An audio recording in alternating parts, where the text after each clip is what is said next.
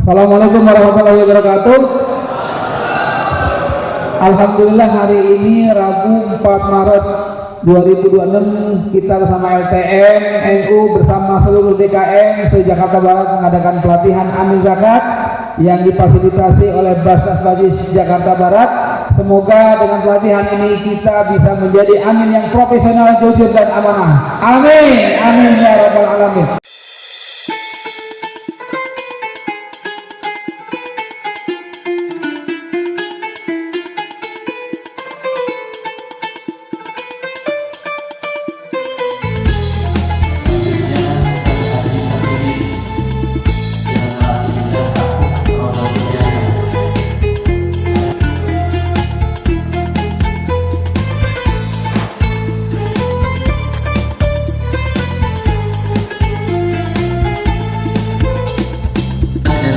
Jawi Harja, Masjid Jami An-Nur, Surabaya.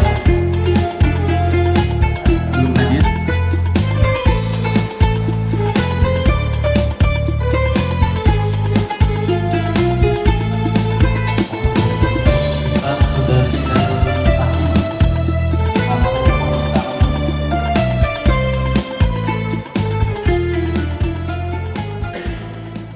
Sudah kita mengingatkan seluruh jajaran panitia serta para hadir yang hadir dalam pelatihan Amil Zakat yang diselenggarakan oleh LTM NU Kota Administrasi Jakarta Barat. Alhamdulillah hari ini kita hadir di tempat ini dalam rangka menambah keilmuan kita. Mudah-mudahan Allah memberkahi kita semua. Amin. Ya Rabbal alamin. Hadirin, sebelum kita mulai acara pembukaan, karena kita sambil menunggu narasumber dan juga kiai kita yang insya Allah akan membersamai kita, sampaikan oleh koordinator BPJS wilayah Kecamatan Cengkareng, yaitu Bapak Arwan.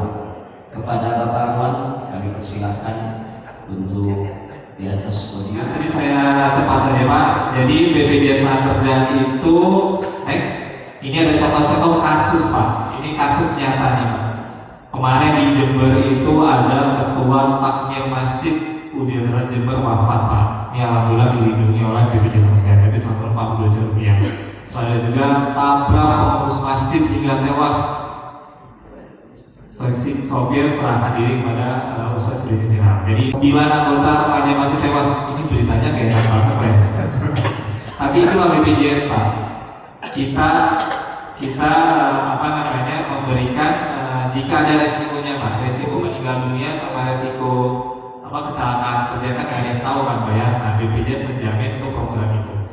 Ini contohnya ada 9 anggota remaja masjid tebing tinggi. Itu juga Pak sudah kami lindungi Pak. Terus ada kecelakaan lalu lintas lagi nih. Terdaftar sebagai peserta BPJS. Tadi dari rumah ke sini, kami tadi Pak terjadi kecelakaan kerja.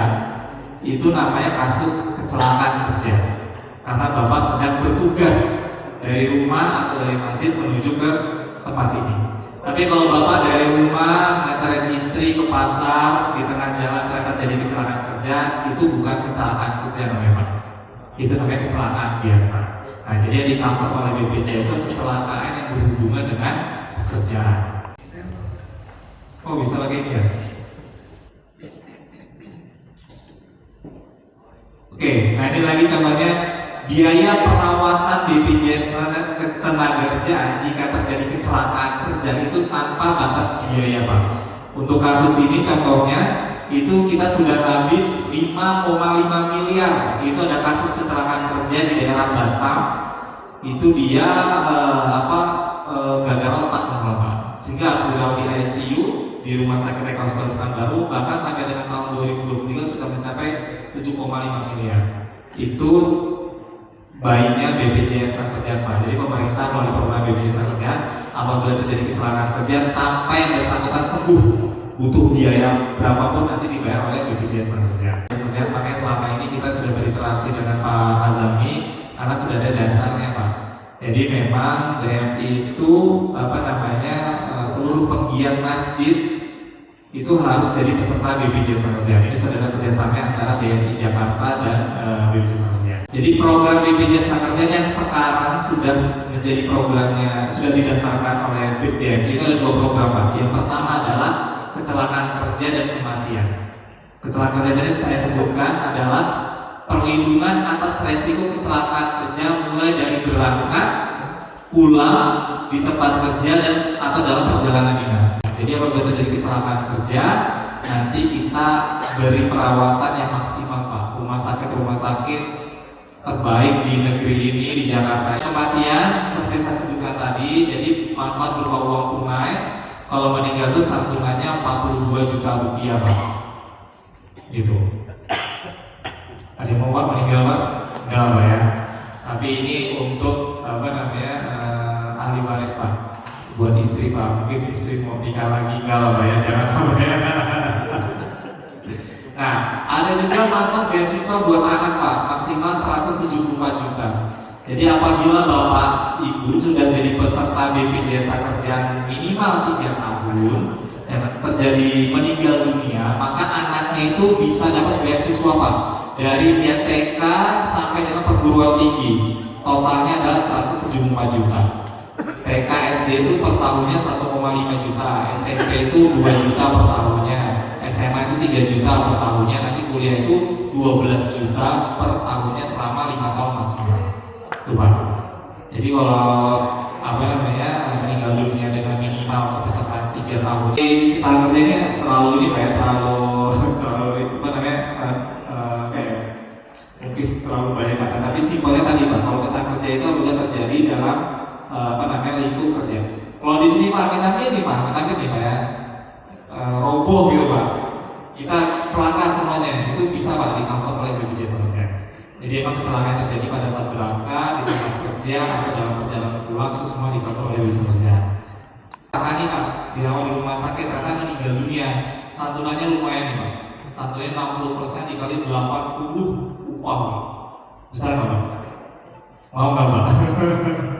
Kedua ada santunan berkala selama 24 bulan 500.000 dan ada bantuan pemakaman sebesar 10 juta rupiah dan ada beasiswa juga buat ahli waris.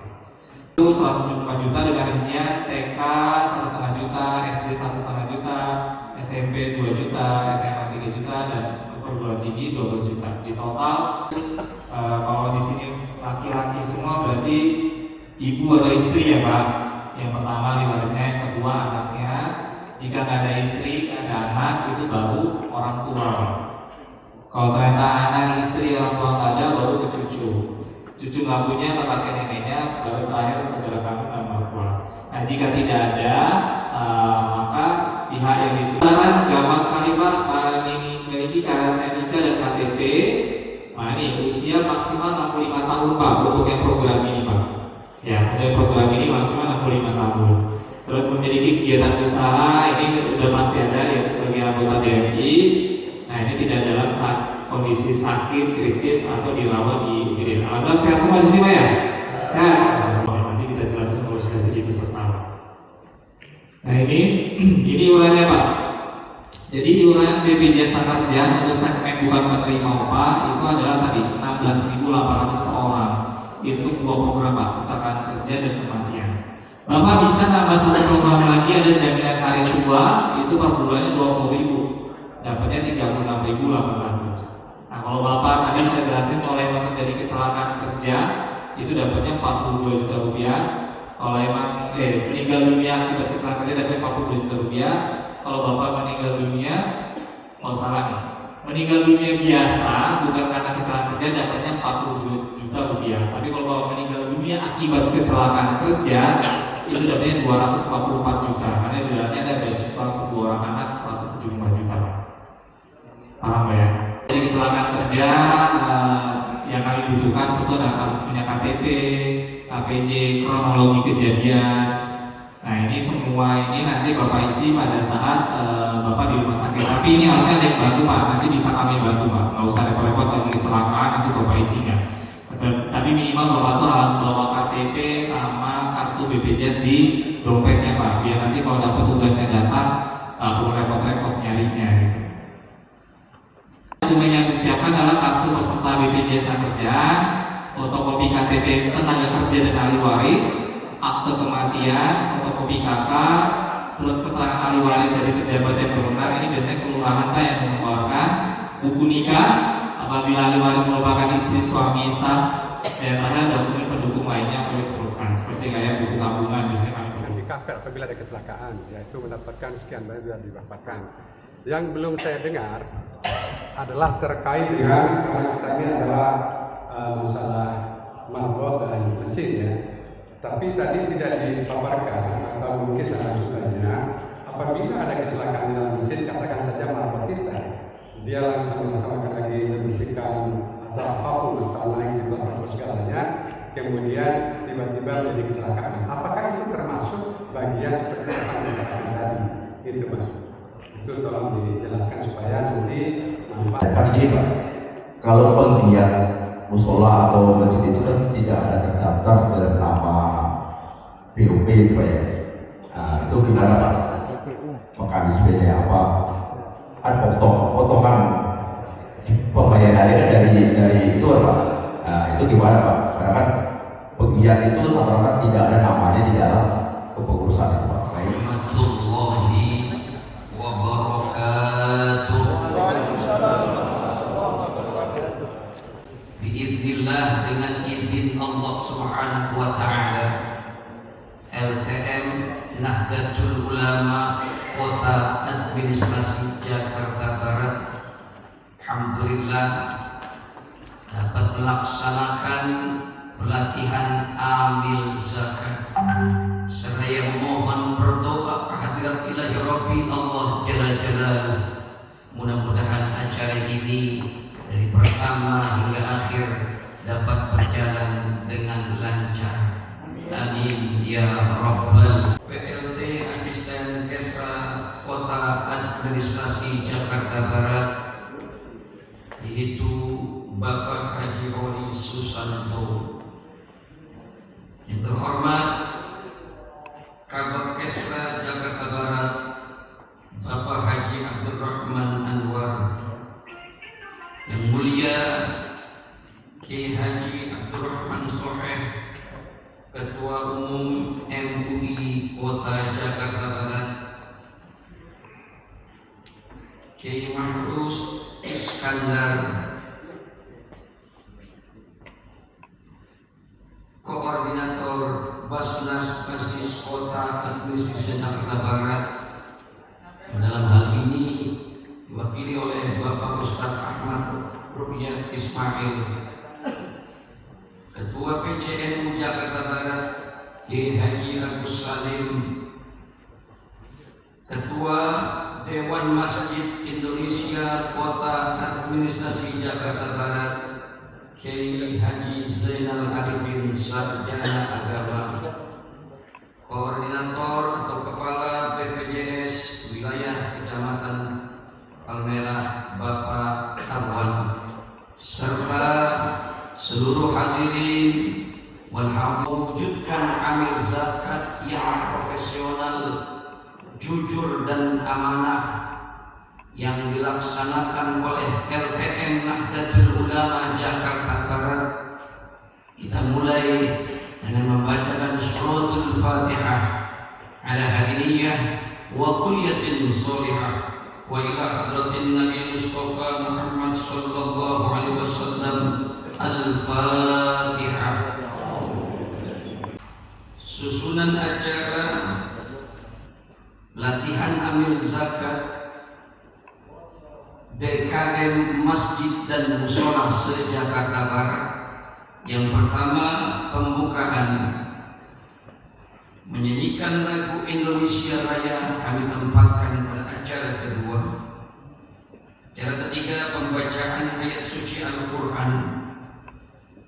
Sambutan kami tempatkan pada acara keempat, dan pembukaan secara resmi kami tempatkan pada acara kelima, serta ditutup dengan doa. Dan insya Allah nanti kita akan lanjutkan dengan narasumber yang insya Allah yang telah hadir pada kesempatan ini.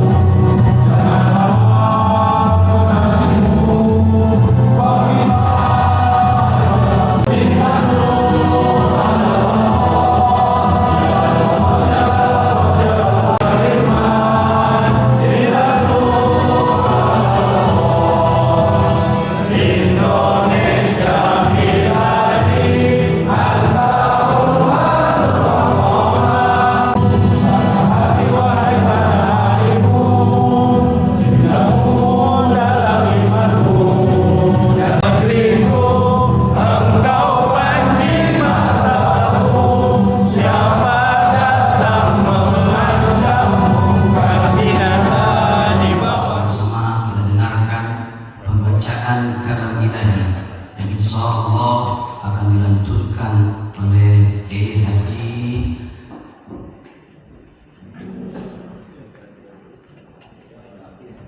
Abdul Hakim.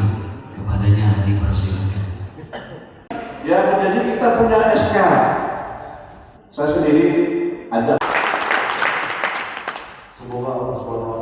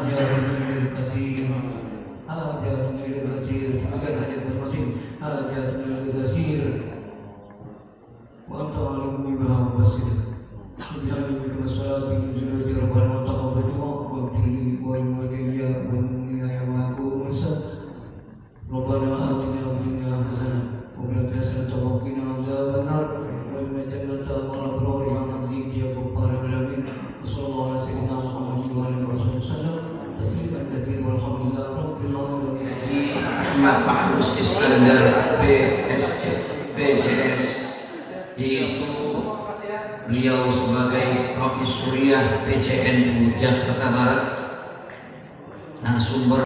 Kalau data itu belum disalurkan oleh panitia Pak Mustahil. Terus panitia Jakarta itu tidak termasuk asnaf yang terdapat itu.